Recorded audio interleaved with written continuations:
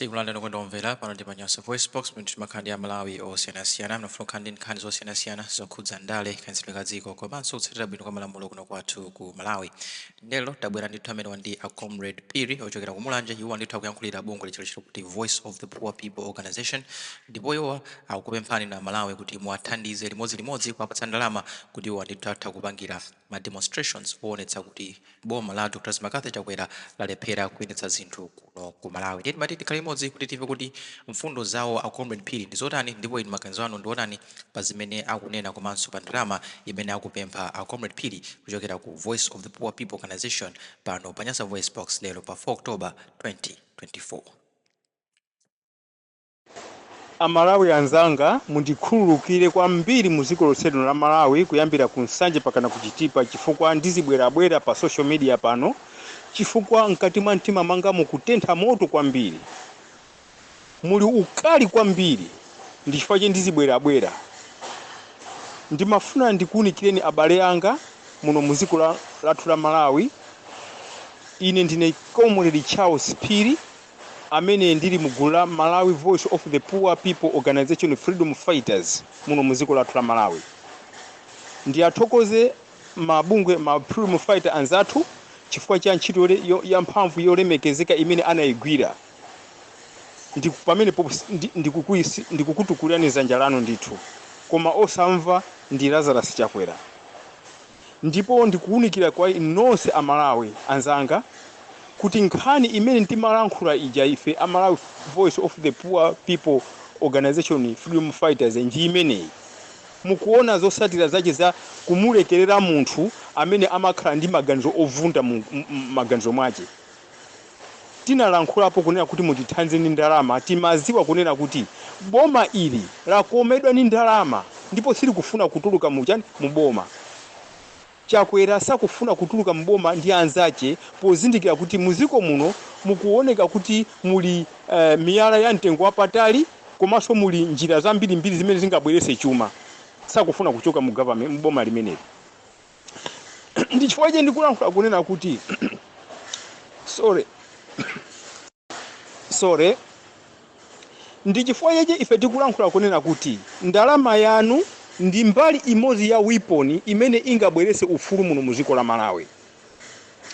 Ndalama yanu ndi imene ingateteze Kazichilima. Ndalama yanu ndi imene ingateteze ziko lathu lino kunena kuti anthu asiye kudya zinthu zoopsa kapena kuti zakudya za poison. Ndalama yanu ndi imene ingabwerese ufulu kunena kuti anthu asamamangidwe popanda zifukwa zeni muno muziko la Malawi. Ndipo ndiganiza mukutha kuona kuti ndi chifukwa che anthu awa akunena kuti tipange contribute ndalama. Bungwe ili ndi limeneli koma nzeru zilimo njira zilimo koma akusowa resources ya ndalama kuti movement yawo iyende bwino. Ndi chifukwa che tikumapempha siku ndi siku kumachonderera siku ndi siku kumachonderera ndipo izafika po nthawi imene inu nokha Amalawi mutana kuti timachedwe ranji chifukwa anthu awa matipempha kunena kuti perekeka ndalama kuti agwire ntchito pa ground. Nkhani ilipo ndi imene Amalawi. Palibe nkhani ina iliyonse imene ingakubwereseni pano kuna kuti ayi koma ine mwakuti koma nkhani yachindona kuti ndalama zibwere apa tichite organize movement yathu kuti tipite pa ground ni mphamvu komanso ndi zikolopa zeni zikolopa tikakolope ziko lathu ili.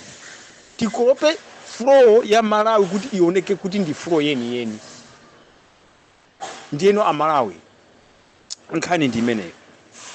Musayang'ane nkhani ya kuti gulu limeneli sitikuliziwa bwino kapena gulu limeneli sitikulikhulupirira kapena mu gulu limenemu ni ndali afuna tidyere ndalama zathu. Ayi ifetu tikugwira ntchito ndipo tinayamba kale kusonkha komabe tidakali kuperewera kwa ndalama zokwanira kuti mawerazi athu antimabi amene tawasankha kuchokera ku Nsanje pakana kuchitipa muziko muno agwire ntchito chifukwa imene ndi dead or alive. Koma inuyo mungoti chita support ndalama zimenezi. Ndiyeno Amalawi imvani nkhani komanso muziyang'ana ndi kumene tikulowera ndi mmene nkhanizi IMCP akupanga mapulani awo mu nthawi zino. Ndimangofuna ndikuuze ndi zimenezo Amalawi. Tisupporteni ndi mtima wanu wachifundo cholinga kunena kuti tipombose ziko lathu ili. tikaombosa dziko lathu ili ndalama zanu zimenezo muzanena kuti iyi tili mu ufulu kulekani kuti mu ndalama zimene musatithandize pambuyo pache muziko muno tithamangemo muno sizingayende koma ife tithamangise anthu osati ife tithamanga muno muziko la Malawi. Ndauma mtima ngati mfiti, ndauma mtima kunena kuti chichitike koma pa ground papitidwa basi wina afune kapena asafune.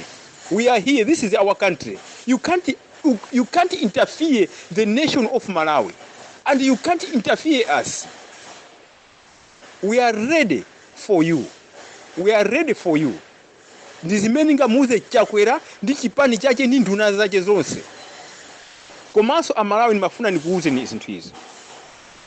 Pali mawu onena kuti lamulo likakonzedwa sikuti limangosinthula lero ndi lero iye achwa kuti ilo ndi lamulo. Ndifuna ndikuuzeni anthu akhanganya amene wanapanga dala ngati kuli kotheka pamakhala force calling ya parliament ikalowe mwansanga kuti tikamuchite impeachment Lazarus Chakwera kapenanso ngati akana tikangotcha parliament nkhani ikhale imeneyo.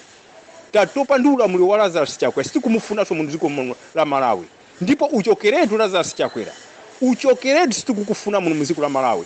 Kwenda ukufuna kapena usukufuna kapenanso umadalira maiko akunja kapena iyayi koma this is our country. Iwe ndife ma citizen ifeyo ndife ma citizen.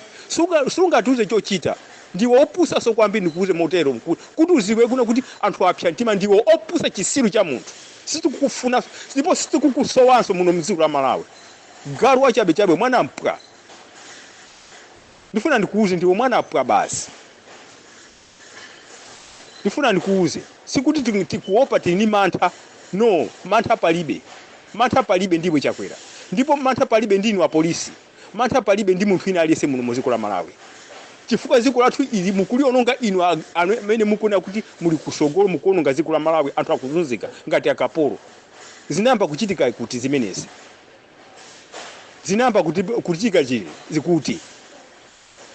Ndifuna ndikuuzeni siningalankhule mawu osekerera pano siningalankhule mawu oseka pano koma I'm very angry ndi zisiru zimene zizi. Munali ndine Charles Phiri kuno kumulanje nthawi ina iyo sindizibwera pano pa social media ndikangomva message ina iyo sochokera ku MCP ndizichita respond nthawi yomweyo pakuti anthu sanga kuyankhira koma ine ndizichita respond nthawi yomweyo ndipo ndikukufunani kuti muli pati muziwe zimene zozo. Charles Phiri kuno kumulanje